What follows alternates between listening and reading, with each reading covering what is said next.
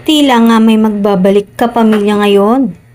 Ayon nga sa balita, si James Reid ang magbabalik at nais daw nito bumalik sa pag-arte. Ayon sa panayam ni OG Diaz, kahit nga daw noon na kinuha niya si Liza Soberano as talent kay OG Diaz, in good terms pa din naman sila at walang samaan ng loob. Ani James, si Liza mismo ang umalis ng Careless Music.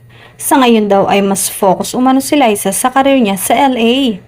At nangako naman si James kay Liza na may babalikan pa siya dito sa Pilipinas.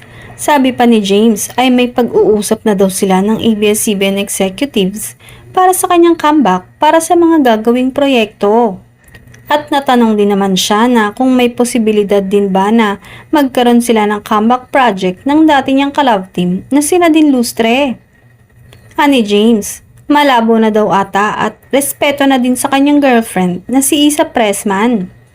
Sa ngayon ay marami na din ang nag-aabang sa muling pagbabalik ni James Reid sa ABS-CBN.